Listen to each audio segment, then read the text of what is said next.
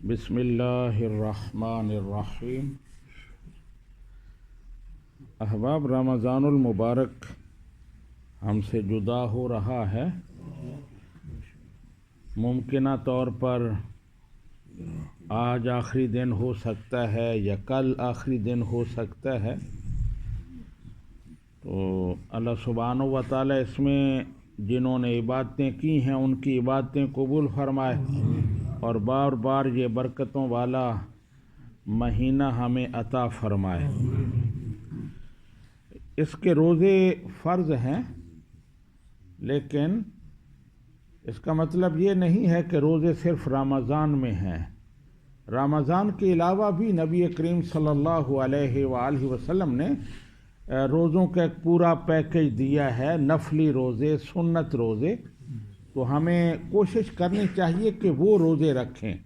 ابھی ایک تسلسل چل رہا ہے، تو رمضان المبارک کے بعد یہ تسلسل ٹوٹنا نہیں چاہیے۔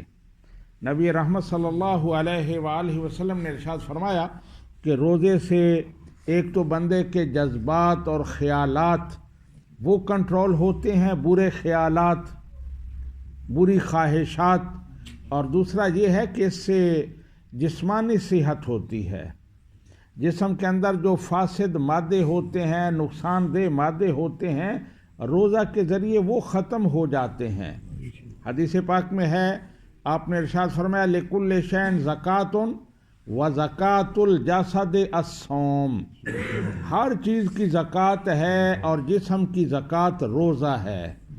یعنی روزہ اس کے اندر سے، جسم کے اندر سے زکوٰۃ وصول کرتا ہے، تو اس لیے ہمیں کوشش کرنی چاہیے کہ نفلی روزے رکھیں اور ان سے برکات حاصل کریں۔ اور بالخصوص جو نوجوان ہیں ان کے لیے خصوصی طور پر نبی کریم صلی اللہ علیہ وآلہ وسلم کی ہدایت ہے۔ آپ نے نوجوانوں کو اکٹھا کیا تو ان کو خطاب کرتے ہوئے ارشاد فرمایا، یا معشر الشباب، اے نوجوانوں کے گروہ، تم میں سے جو شادی کر سکتا ہے وہ شادی کر لے، جو شادی نہیں کر سکتا وہ روزے رکھے۔ یعنی شادی سے جو فوائد، جو برکتیں حاصل ہوتی ہیں، بندے کا ایمان محفوظ ہو جاتا ہے، وہ بہت ساری غلط چیزوں سے بچ جاتا ہے۔ تو فرمایا اگر شادی نہیں کر سکتے تو پھر اس کا متبادل روزہ ہے، روزے رکھو اور اپنے جذبات کو کنٹرول کرو۔ تو یہاں جس ماحول میں ہم رہ رہے ہیں، ہمارے نوجوانوں کو صبح و شام گلی بازاروں میں جن حالات کا سامنا کرنا پڑتا ہے، تو ان کے لیے روزہ بہت ضروری ہے۔ نبی رحمت صلی اللہ علیہ وآلہ وسلم نے بہت سارے نفلی روزے بتائے، لیکن میں اس وقت ایک کا ذکر کرنا چاہتا ہوں، اور وہ ہے شوال کے 6 روزے۔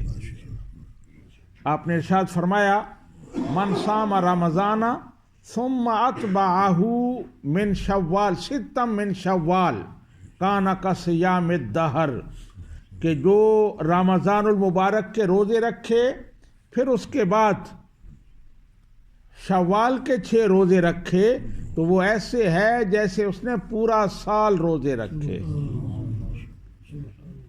30 روزے تو رمضان المبارک کے ہو گئے، اور باقی جو 6 روزے ہیں شوال کے، تو ان کے بارے میں آپ پڑھتے رہتے ہیں کہ ایک کے بدلے میں 10 نیکیاں ملتی ہیں، 10 کا ثواب ہوتا ہے۔ تو اس لیے آپ نے فرمایا یہ پورے سال کے روزے ہیں۔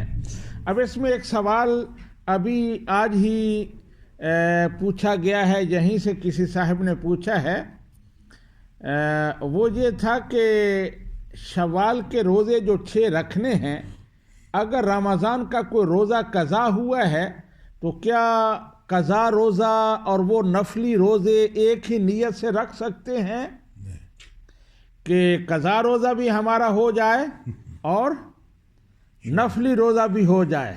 جی 2 in 1، تو یہ سہولت چاہتے ہیں، تو ایسا نہیں ہو سکتا۔ نفل اور فرض وہ الگ الگ چیزیں ہیں۔ اگر نفل رکھیں گے تو وہ فرض نہیں ہوگا، اگر فرض کی نیت کریں گے تو وہ نفل نہیں ہوگا. اور اگر کسی شخص نے دونوں کی نیت کر لی, روزہ رکھ لیا, تو اس کا صرف ایک روزہ ہوگا اور وہ قضا روزہ ہوگا. یعنی قضا کی بھی نیت کی اور شوال کے نفلی روزے کی بھی نیت کی, تو اس کا روزہ صرف قضا کا ہوگا, نفلی روزہ اس کا نہیں ہوگا. کیونکہ ایک طرف نفل ہے, دوسری طرف قضا ہے. قضا فرض ہے اور نفل جو ہے وہ نفل ہے تو فرض پاورفل ہے, تو وہ غالب آئے گا. اس کو کہیں گے کہ یہ فرض کا روزہ ہے, قضا کا روزہ ہے, نفل کا اعتبار نہیں ہوگا. تو ایک یہ مسئلہ پوچھا جاتا ہے کہ شوال کے جو روزے ہیں اکٹھے رکھنے ہیں یا الگ الگ رکھ سکتے ہیں. تو اکٹھے رکھنا ضروری نہیں ہے, آپ درمیان میں وقفہ کر سکتے ہیں, 1 دن کا, 2 دن کا. تو یہ شوال کے 6 نفلی روزے ہیں. اللہ تعالی ہمیں توفیق عطا فرمائے. اور بالخصوص میں نے بات کی, انشاءاللہ میں پھر کسی وقت نفلی روزوں پر بات کروں گا. نوجوانوں کے لیے یہ بہت ضروری ہے. نفلی روزہ ہمارے بہت سارے امراض کا علاج ہے. جی, کوئی بندہ کہتا ہے, نوجوان کہتا ہے کہ مجھے شراب پینے کی عادت ہے, میں اسے نہیں چھوڑ سکتا. ہم اسے کہیں گے نفلی روزے رکھو, خود بخود تمہارا علاج ہو جائے گا.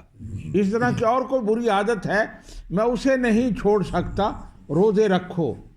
نفس کمزور ہوگا, دل کے اندر ایک خوف پیدا ہوگا, روحانیت پاورفل ہوگی اور بری عادات خود بخود چھوٹ جائیں گی. اللہ سبحانہ و تعالی ہمیں عمل کی توفیق عطا فرمائے. وما علینا الا البلاغ.